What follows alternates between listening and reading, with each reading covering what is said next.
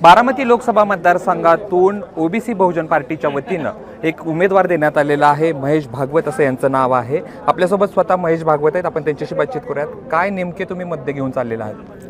बारामती लोकसभा मतदारसंघामध्ये गेल्या 1984 सालापासून एक प्रस्थापित कुटुंब या ठिकाणी राज्य करत आहे। परंतु आपण जर पाहिलं तर बारामती लोकसभा मतदारसंघामध्ये इंदापूर असेल, दौंड असेल, पुरंदर असेल आणि अगदी साक्षात बारामती असेल, या सर्व परिसरामध्ये आज जर आपण फिरला तर नक्कीच पाण्याचा प्रश्न इतका गंभीर त्या ठिकाणी झालेला आहे।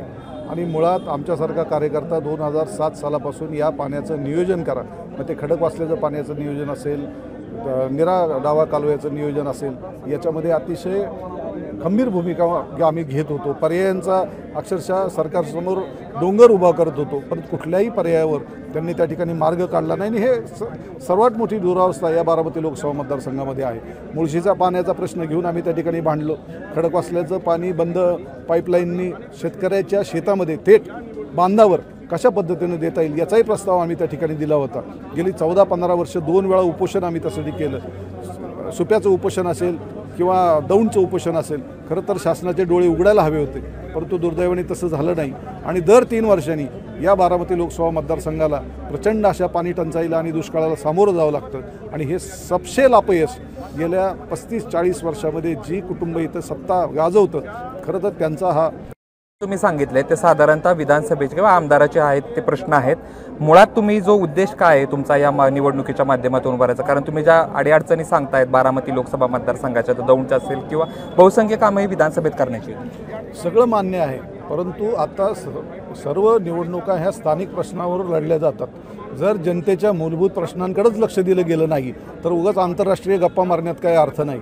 लोकांना खायलाच पोटाला काय नाही आणि तुम्ही अमेरिकेत काय चाललंय आणि ब्रिटनचं काय चाललंय हे बघण्यात काही फारसा पॉईंट नाही। या संसदेनं अनेक कायदे करण्यासाठी जे काही संसद मंडळ त्या ठिकाणी निर्माण केलेलं आहे, त्या संसदेत कायदे जरूर झाले पाहिजेत, सर्वसामान्यांच्या हिताचे झाले पाहिजे, त्यासाठी संसद सदस्य म्हणून आम्ही जरूर कार्यरत राहू। परंतु जनतेचे मूलभूत प्रश्नच सुटले नाही, त्याच्या पोटाचा प्रश्न सुटला नाही, त्याच्या शेतीमालाचा प्रश्न सुटला नाही। आज दुधाला 23 ते 24 रुपये भाव मिळतो, 40 रुपयावरून तो खाली आलेला आहे। ऊसाचा दर 2300-2400 रुपये 12 वर्षापूर्वी होता, आज तो 3000 रुपयापर्यंत गेला आहे। अनेक डेव्हलपमेंट साखर उद्योगामध्ये त्या ठिकाणी झालेले आहेत, पण ऊसाचे दर त्या ठिकाणी वाढलेले नाहीत। मग हे प्रश्न सर्वसामान्यांची घेऊन कोणीतरी भांडलं पाहिजे ना। शेवटी ही सत्ता मिळवायची आणि त्या सत्तेतून या प्रश्नांकडे सर्वसामान्यांच्याकडे दुर्लक्ष करायचं। आणि कुठली सत्ता त्यांच्याकडे नाही, विधानसभेची नाही, गेले 5 वेळा उपमुख्यमंत्रीपद त्यांच्या कुटुंबामध्ये आहे, 4 वेळा मुख्यमंत्रीपद त्यांच्या कुटुंबामध्ये आहे, 2-2 आमदार आहेत, 2-2 खासदार आहेत। मग प्रश्न का सुटत नाहीत? जर प्रश्न सोडवायची मानसिकता असेल तर हे प्रश्न सुटलेच पाहिजेत, भले तो सर्वसामान्याच्या कुटुंबाचा घटक असलेल्या कुठल्याही प्रश्नाच्या बाबतीमध्ये खासदार असो, आमदार असो, ग्रामपंचायत सदस्य असो, त्याला प्राधान्य दिलंच पाहिजे। सुप्रिया सुळे निवडणुकीच्या रिंगणात उतरलेल्या आहेत, त्यांचे 3 टर्म पण पूर्ण आहेत, 4थ्या टर्मसाठी त्या उमेदवारी मागतायत आणि त्यांना उमेदवारी देखील घोषित झालेल्या आहेत। सुनेत्रा पवार पहिल्यांदाच लढणार आहेत। तुम्ही जे मुद्दे सांगतायत तेच मुद्दे जे आहेत ते सांगतायत, कसं बघताय? दुर्दैवानं खरं तर हे हास्यास्पद आहे। आपण कुटुंब म्हणून गेली 35-40 वर्ष एकत्रित राहिलेला आहात, एकत्रित मतं मागितलेली आहेत आणि एकत्रित तुम्ही मतदान मागून नेते म्हणून तिथं कामही केलेलं आहे। मग असं असताना केवळ आता कुठली तरी सत्ता आपल्याला मिळावी म्हणून तुम्ही जाऊन जर अशा पद्धतीने एकमेकावर टीका करत असाल तर माझं असं मत आहे, गेले 35-40 वर्ष तुम्ही मतदारांची चक्क फसवणूक केलेली आहे। म्हणजे परवाचं एक स्टेटमेंट मला आठवलं की या बारामती लोकसभा मतदारसंघातले खासदार माझ्या पसंतीचे नाही आहेत। आता पसंती नापसंती हे ठरवण्याचा कोणाला व्यक्तीला अधिकार नाही, ते पदसिद्ध काही अधिकारी असतील म्हणून त्यांनाही नाही। लोकशाहीने लोकशाहीच्या मंदिरामध्ये मतपेटीच्या धोरणातून किंवा मतपेटीद्वारे हा इथला सदस्य, इथला प्रतिनिधी हा निवडला जातो। आणि कारण नसताना तुम्ही आज जर असं म्हणत असाल की ते लोकप्रतिनिधी माझ्या पसंतीचे नाहीत आणि आता माझ्या पसंतीचा उमेदवार द्या तर मी विकास कामं करेल, ही भावना ही लोकशाहीच्या दृष्टीने अतिशय घातक आहे असं माझं मत आहे।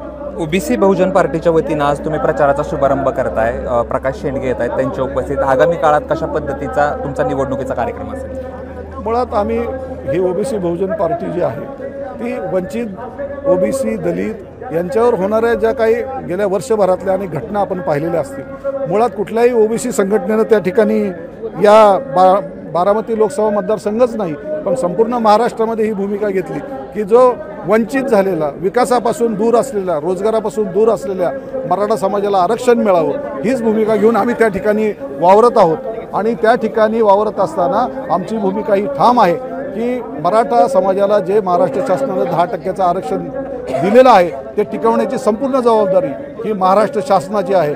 शेवटी तुम्ही कायदे करता, मग कायदे करत असताना त्याच्यामध्ये चुका आणि लूपहोल्स ठेवून जर मराठा समाजाला फसवण्याचं पाप तुम्ही करत असाल आणि त्याच्यामुळं ओबीसी आणि इतर जे समाज घटक आहेत त्यांच्याकडे दुर्लक्ष करण्याचं पाप जर तुम्ही करणार असाल तर त्याला जाब विचारण्याची जबाबदारी आता मतदारांनी घेतली आणि तो जाब विचारली। तुम्ही निवडणूक लढवता आहात, तुम्हाला सर्व जाती धर्माच्या लोकांची मतं लागणार मतं, पण तुम्ही तो ओबीसीचं प्रतिनिधित्व करताय का? नाही, मी या बारामती लोकसभा मतदारसंघामधल्या सगळ्या समाज घटकांचं या ठिकाणी प्रतिनिधित्व करत आहे। मराठा समाजाला जे आरक्षण दिलेले आहे ते टिकवण्याची सुद्धा जबाबदारी आमच्यावर आहे, त्याचबरोबर ओबीसींना घटनेनं दिलेले जे संरक्षण आहे ते टिकवण्याची सुद्धा आम्हाला जबाबदारी आहे। शेवटी मध्यम मार्ग याच्यामध्ये काढावा लागतो, परंतु गेली 50 वर्ष या महाराष्ट्राचं राजकारण करणारी मंडळी यामध्ये दुर्लक्ष करून या समाजाला मध्ये सामाजिक दुरी कशी निर्माण होईल, सामाजिक दुरी कशी निर्माण होईल या दृष्टीनं प्रयत्नशील दिसले।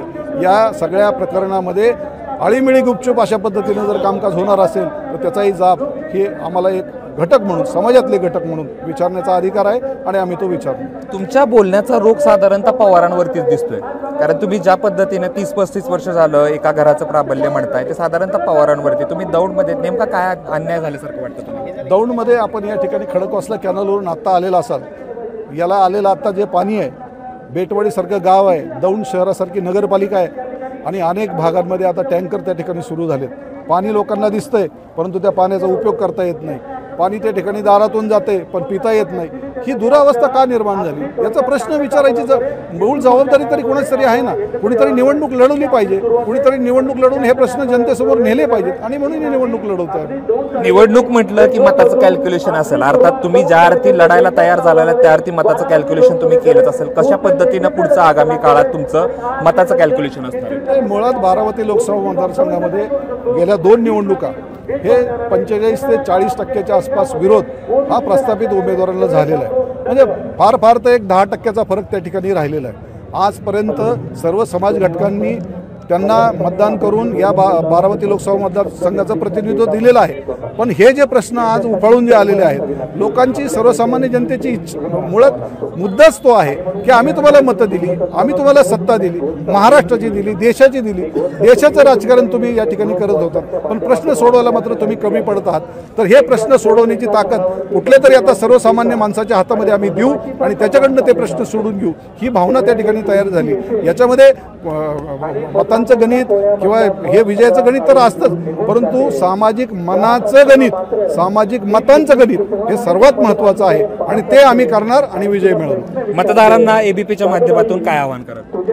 मी नम्रपणे एकच आवाहन करेन की या बारामती लोकसभा मतदारसंघामध्ये कुठल्याही दडपशाहीला किंवा सामोपचाराला आपण त्या ठिकाणी थारा न देता एक सक्षमपणे मतदान करा आणि मला खात्रीनं त्यांना या ठिकाणी आश्वस्त करायचं आहे की आपण जो लोकप्रतिनिधी या ठिकाणी निवडून देणार आहात तो एक सुशिक्षित, सर्व समाज घटकांना बरोबर घेऊन जाणारा, क्रीडा क्षेत्र असेल, उद्योग असेल, व्यवसाय असेल, रोजगार असेल, यामध्ये काम करणारा हा एक सर्वसामान्य कार्यकर्ता आहे आणि त्याच्यावर जर विसंबून तुम्ही उद्याचं मतदान केलं तर तुमच्या विश्वासाला कुठेही तडा जाऊ देणार नाही, ही भावना मी या ठिकाणी निश्चित व्यक्त करतो। खूप खूप धन्यवाद। तरी होते महेश भागवत, जे ओबीसी बहुजन मोर्चाचे बहुजन पार्टीचे आहेत, ते उमेदवार असणार आहेत, त्यांनी याचा प्रचाराचा शुभारंभ आजपासून होणार आहे आणि त्यांनी जे सांगितलं आहे की मतदारसंघाचा विकास, मतदारसंघाला पुढे घेऊन जायचे, सर्वसामान्य लोकांना केंद्रबिंदूत ठेवून पुढचा विकास करणार असल्याचं महेश भागवत म्हणतात।